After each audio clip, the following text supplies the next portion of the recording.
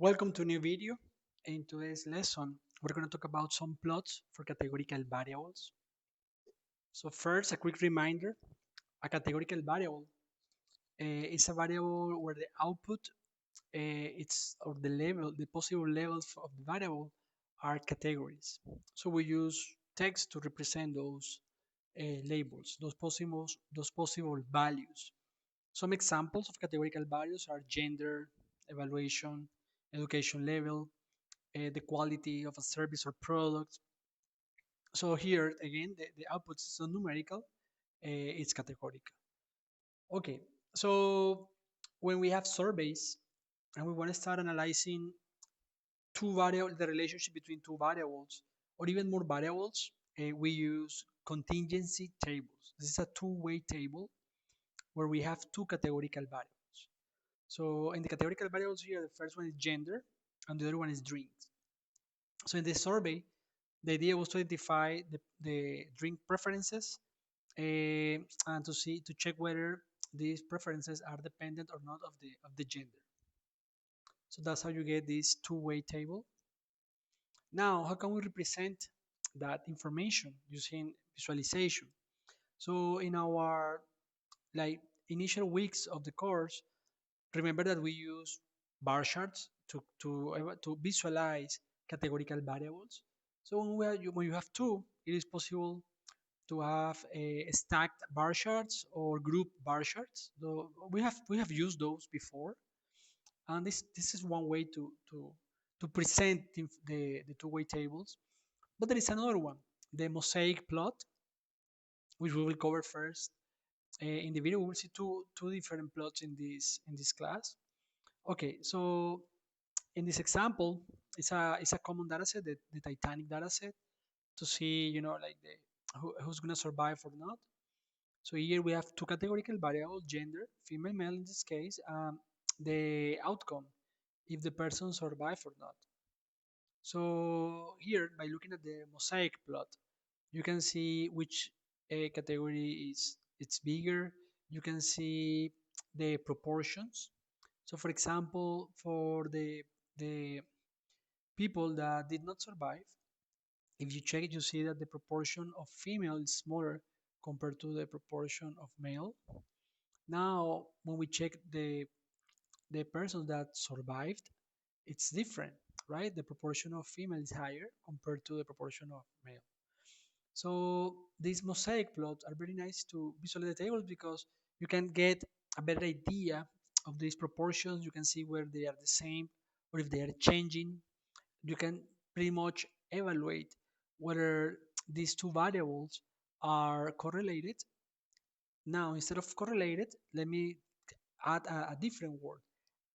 If there is association between the two variables. So far, when we wanna express the relationship between two variables, we use the word correlation. However, correlation is typically used when you have numerical variables, in most of the cases when they are continuous variables. So when you talk about correlation, people immediately will think about continuous variables and a linear relationship. That's the two things that anyone is gonna think when you use the word correlation. When you use the word association, it has like a broader meaning. So the word association is used for also for categorical variables and numerical variables. So here, when you have categorical variables, the correct word is association. So when you want to check association between the two variables, you can use these plots, the mosaic plot, just to see if potentially there is an association or not. And of course, if you want to confirm that relationship, you will need a test to do some hypothesis testing to reject or not reject the hypothesis. We will do that. Okay, let's check an example. So we load our libraries, pandas, matplotlib, stat models for the plot, for the mosaic plot. For the test, we will use a chi-square test, which we're gonna get from the SciPy library. This is a very popular library in Python for statistical analysis. So here in SciPy, you can get distributions. Let's say that you want to generate random numbers following an exponential distribution, Poisson distribution, normal, or any other distribution. SciPy is the place to go. And here also, you will find some like statistical tests, ANOVA, means comparison. All these tests will be located here in SciPy. Okay, so we will use the same example that was given at the beginning of the presentation. So we have gender and also the preference. I'm talking about this example. So we have gender and we have the preference of the drink. So we add the data and then we create our mosaic plot with the data. So this is what we get. So in the mosaic plot, we get our two variables, two categorical variables, the drink and also the gender. So just by looking at the mosaic plot immediately, you can spot that the number of female respondents in the survey was bigger compared to the other two categories. And also, if you want to check if there are differences or not in the preferences. So, for example, for male, you can see that the the higher preference is the highest preference is for male coffee. For them, it's coffee. But for female, the preference is tea, and for other genders, is tea also. So most likely, and that's just here an hypothesis, it looks that there is some association between the two variables because the proportion is not the same, right? I mean, for example, for male, there's a high proportion of males that prefer coffee in the survey in this specific sample, but in the case of female, that proportion is smaller, right? Actually it's not the highest, right? In the case of female, it's tea. The highest proportion is for tea. Same thing with the other gender. If you notice, tea has the highest proportion and coffee the smallest one. So when you see that there are some differences, then this is a suggestion that most likely the two variables are associated. There is association between them. Now, if you want to check that, it's important to perform a statistical test. So it's a chi-square test, and every time that we're going to perform, some statistical tests, we require a null hypothesis, an alternative hypothesis. So in association, when you have a contingency table, the null hypothesis is that the two variables are independent. That's the null hypothesis, that the two variables are independent. So in this case, gender and drink preference are independent. So it means that there is no association. So if the null hypothesis is not rejected, then what we're saying is like there is no association between the variables. They are independent. And the alternative here, of course, is the complement. In this case, is that the two variables are not independent or that there is an association between these two variables. So gender and drink preference are not independent. So we provide the data to the test. This is the test here, this line. So it's just the chi-square contingency. We provide the data.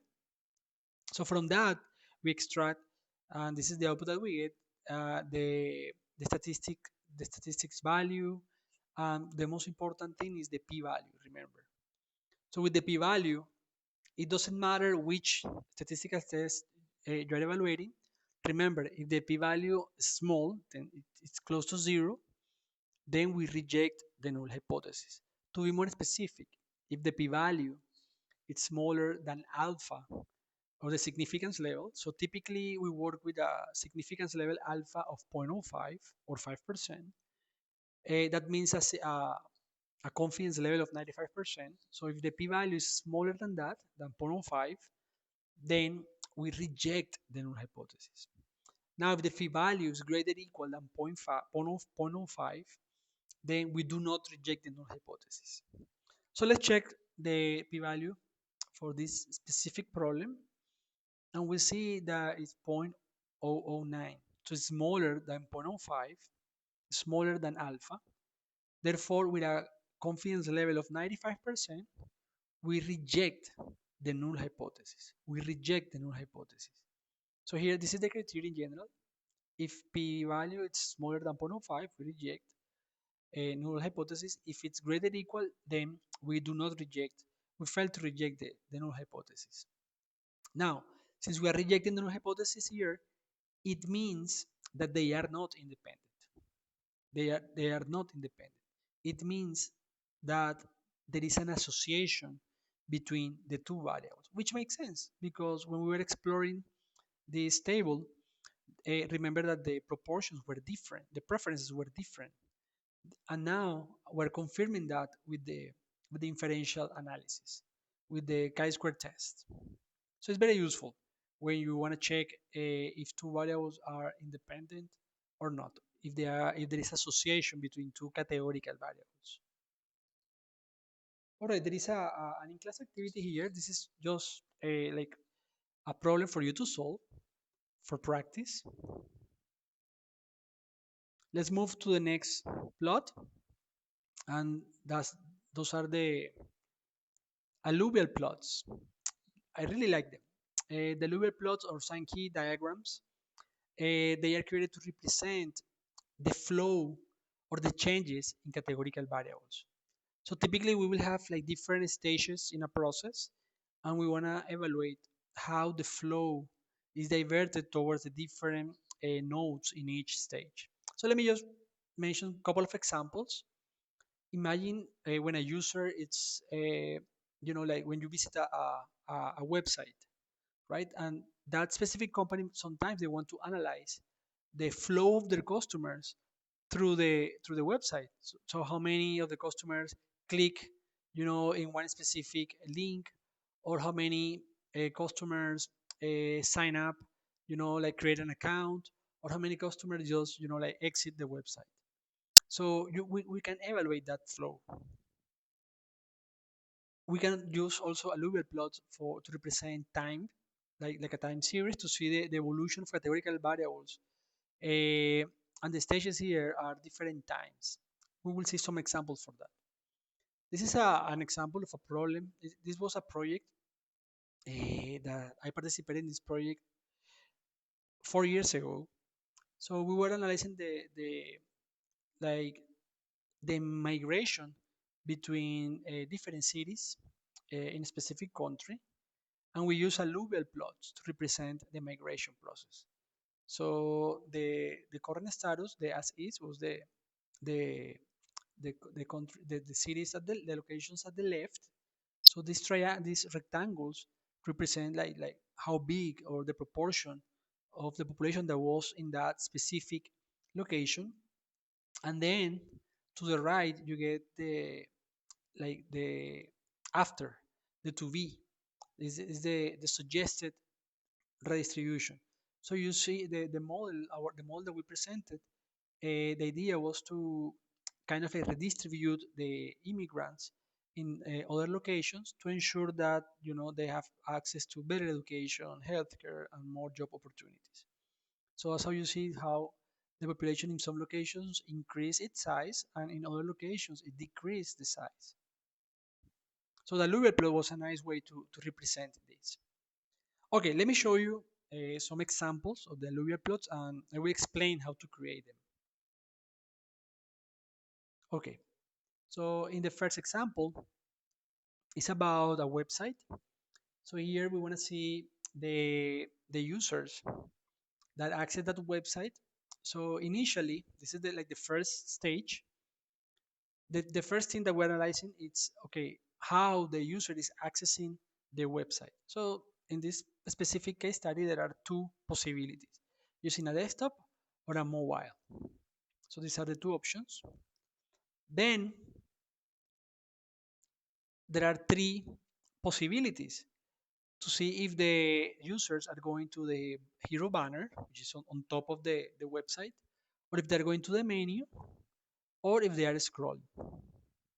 And then the last action that we're going to analyze is whether the users are signing up, I created an account, if they click read more, or if they are, like leaving the website.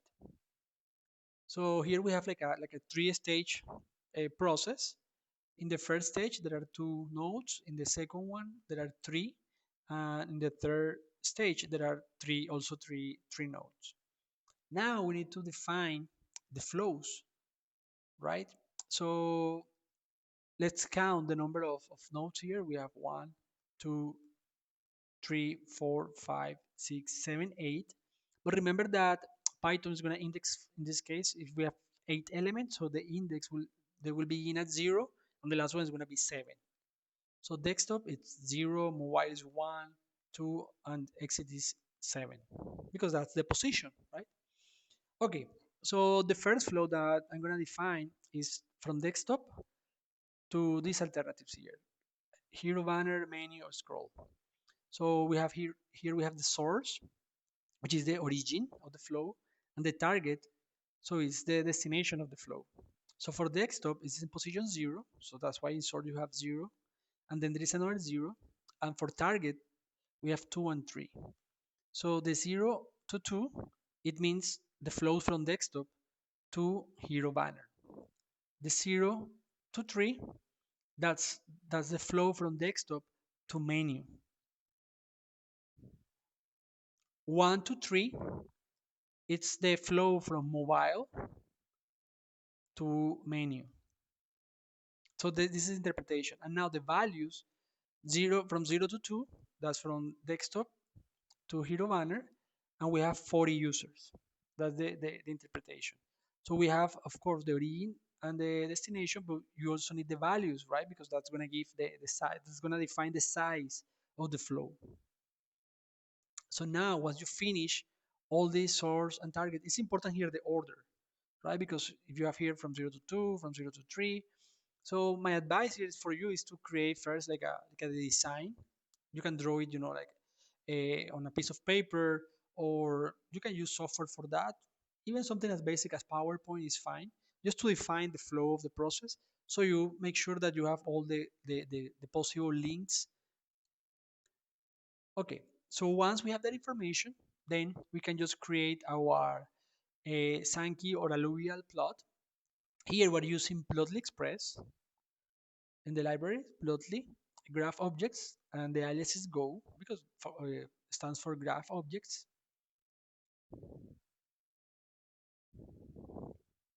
So we use the Sankey. Again, this is the same as the alluvial plot. Now we define the nodes. So for the nodes, it's just the labels that we declare here. The path and the thickness, that's just for the when you see the final result, please notice that we have some rectangles. So those are the nodes, the rectangles. So the path and the thickness, the path is going to define the space, the white space between two nodes of the same that are located in the same stage, and the thickness it's just the width of the rectangle here. So it's just for this is the pixels, the number of pixels that you want to leave as path, and the number of pixels that you want to keep as thickness. So you can just try and error to see whatever works for your specific plot. Okay, that's for the nodes, and then for the links we need the source, right? The origins. We need the targets. So we're using the same name here as the parameters, source and target. So with that you get the arrow, the connection, but of course you need the values because that will define the size of the connection. Okay, with that information you can just display it, and this is what we get.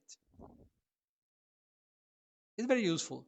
So you can see, okay, in the first stage, okay, how the users access the website, desktop and mobile. So the majority are desktop, right? The rectangle is bigger. And now you see, and since this is Plotly, you can hover and you will see the values, right? So you can see that most of the users that were using a desktop, they click the hero banner, and a smaller portion of the users will go to menu. In the case of mobile, they don't go to the hero banner, they go to menu. And a small proportion they scroll. And then from those that are that click hero banner, a high portion of them sign up, they create an account. A smaller proportion of the signups were due to the users that were scrolling. That this is an example, of course. And now, remember that the priority, I guess, that in general would be like to sign up, right? So you want to maximize these flows to sign up, and you want to minimize the flows of the exits, right? So this is when you start analyzing the process. So for example, you see that okay, most of the users that are leaving the website are those that are scrolling. So you need to start okay taking actions. Okay, what can I do to minimize this flow here and to ensure that they go to the sign up, right? Same thing here. When you analyze here the clicks, you can tell okay, so the signups are mainly for the users that are going to hero banner. So you need to ensure that, for example, mobile users they have access or the what they see on their cell phones allow them to access the hero banner in an easier way. So you increase the percentage of signups. So these are the possible analysis that you can start doing by looking at these plots. So again, this is a nice way to represent these categorical variables because these actions are categorical. The variables like you use desktop or mobile, that's a categorical variable. The actions, the hero banner, menu, scroll, that's categorical. Same thing with the final result, sign up, read more, or exit. Those are categorical. Okay, let me show you another example. In the second example, it's a time series. So this is for a political election. In this specific case, we are analyzing polls at three different quarters, three different specific times. So we have like the first quarter, second quarter, and there is a third quarter.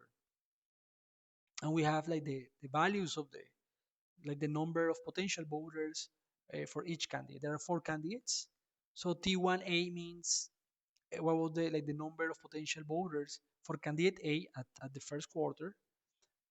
T1B is the same first quarter, but for candidate B, candidate C, and candidate D. So that's the meaning of the first row. The second row, it's at the second quarter for the four candidates, and the third row, it's the potential voters or the preferences for the four candidates during T3 or the third quarter.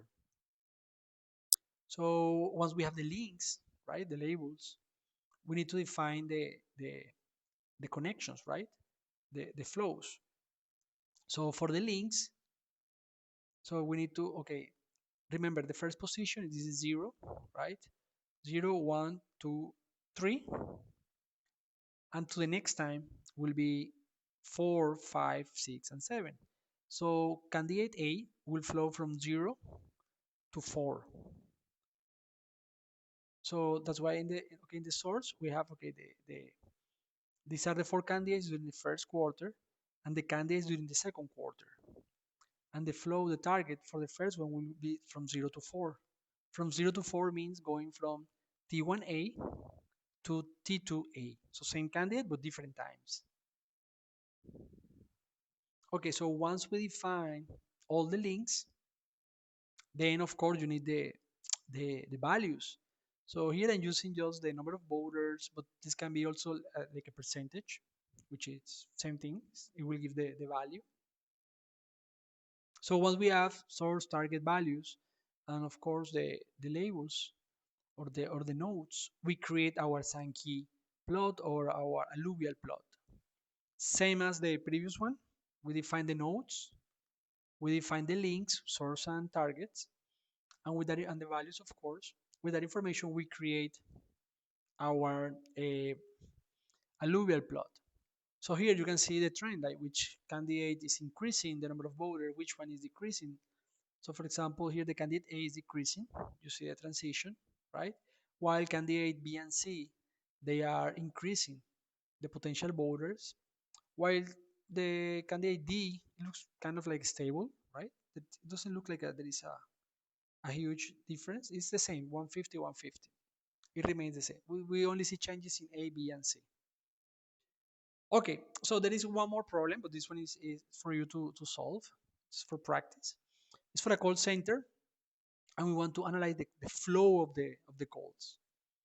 So the first step or the first stage is like the call origin. There are two options. They get home users or business users.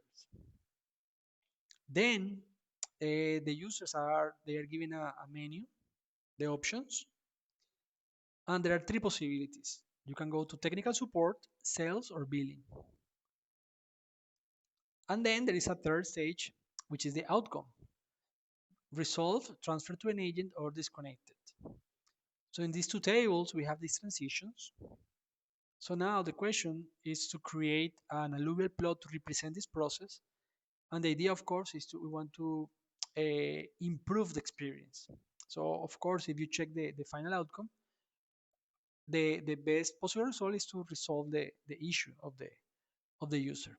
So I want you to please try to solve it on your own, and I'll see you in the next video.